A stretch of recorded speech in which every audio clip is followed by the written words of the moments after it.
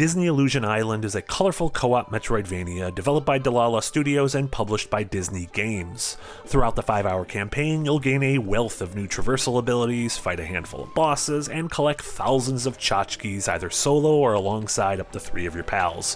While the charming presentation leaves a great first impression, the lack of depth and variety quickly bubbles to the surface, leaving an inoffensive but unremarkable adventure that never really gives you any reason to explore and wander off the beaten path.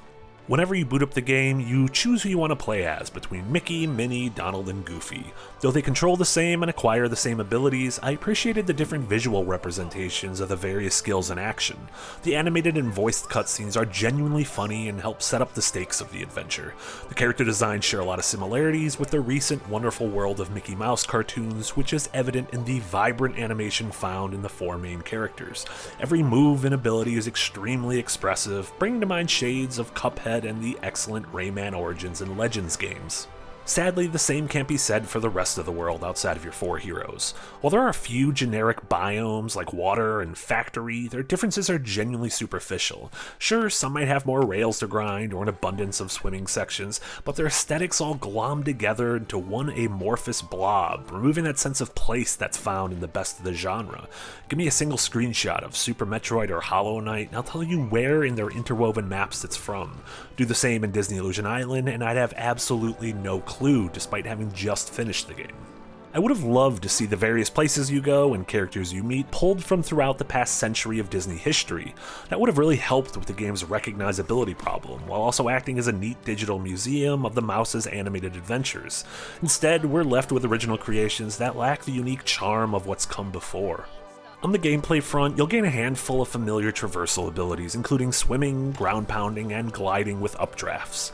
In traditional Metroidvania fashion, the world is built in a way that has you constantly doubling back through previous areas to reach new paths thanks to your new skills. But while the place is littered with an abundance of things to find and hidden Mickey signs to take snapshots in front of, the game never gave me a compelling reason to engage with them. It's mostly just collecting for the sake of collecting. One thing that separates the game from a lot of its genre brethren is the lack of combat at play. The game is all about avoiding enemies and completing light platforming and puzzle challenges, which feels very much in the spirit of these characters. Disney Illusion Island caters to kids and players of all skill levels in some really great ways. Aside from the ample checkpoints, you can toggle movement and traversal assists and give yourself more or even infinite health.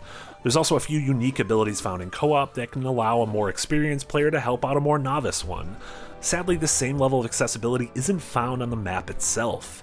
It's a spaghetti bowl of similar hallways with a heap of icons strewn all over the place. True fast travel isn't unlocked until extremely late into the game, and by that point I'd lost the ambition to continue exploring its map with my full suite of abilities.